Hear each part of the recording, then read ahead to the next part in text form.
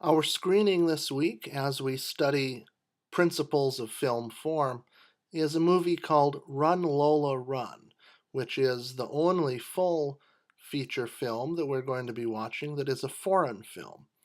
It is from Germany, from a little over a decade ago in 1998, directed by a German director named Tom Tykwer. Tom Tykwer. And Tykwer has worked almost completely in European cinema and German cinema with his X-Film production company, the logo for which you'll see at the beginning of Run Lola Run.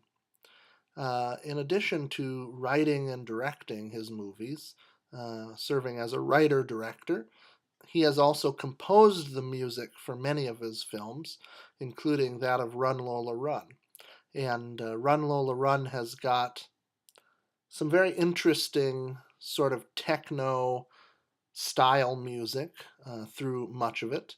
And Tykwer is one of those directors who has his hands in a lot of different areas, more than the average director.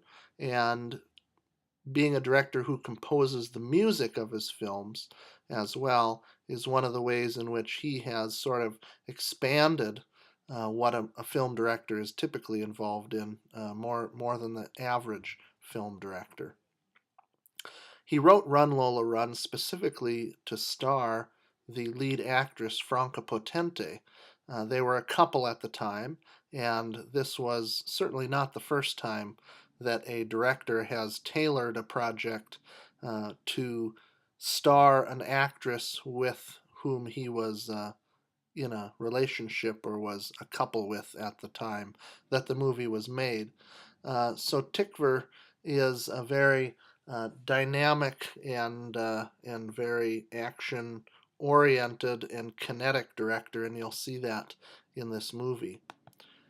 Franca Potente is the star of the movie. She plays Lola of the title, Run Lola Run, and Moritz Bleibtreu plays Lola's boyfriend, Monty. These both, of course, are German actors who you may not be familiar with, probably are not familiar with, although you may be familiar with Franca Potente, not with the name necessarily, but perhaps with her as an actress. She has appeared in a number of American films in the years since Run Lola Run, and one of the things that she has starred in are the first couple of Bourne movies starring Matt Damon. She had a prominent role in those couple of films and has appeared in additional American films as well. As I was saying, Run Lola Run is a very hyperkinetic and action-oriented film, as Tykwer's films are typically. That's not to say that there are a lot of action style things like fights or explosions or anything like that. It is just a film that has got very high degree of fast editing, fast pace to it, and in these respects, it's representative of a very quick-cutting, techno-beat sort of urban cinema that came out of a lot of European countries in the 1990s.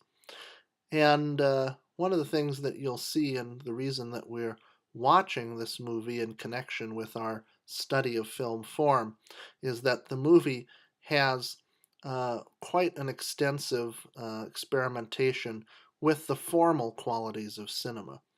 And the narrative elements are experimented with in a very particular way that in some ways mimics video games.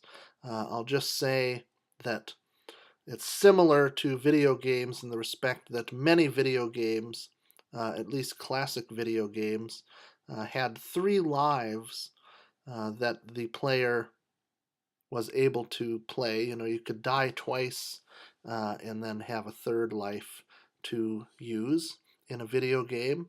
And you will see when you watch the movie exactly how Run Lola Run sort of mimics that sort of a structure in terms of the narrative of the movie. What you should watch for is the use of the principles of film form, especially those of similarity and repetition and difference and variation. It is in the repetition of formal elements as well as slight variations in formal elements that Run Lola Run really experiments with film form in a very, very interesting way. And about a third of the way through the movie, you'll really begin to pick up on that use of similarity and repetition and difference and variation in the film. You should also see if you can pick up on motifs in the film.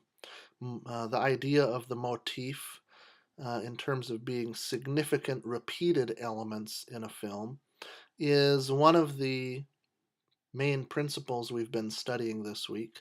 And so you should just pay attention to see if you can notice any motifs in the movie. There are a great many uh, quirky little stylistic flourishes in the film as well.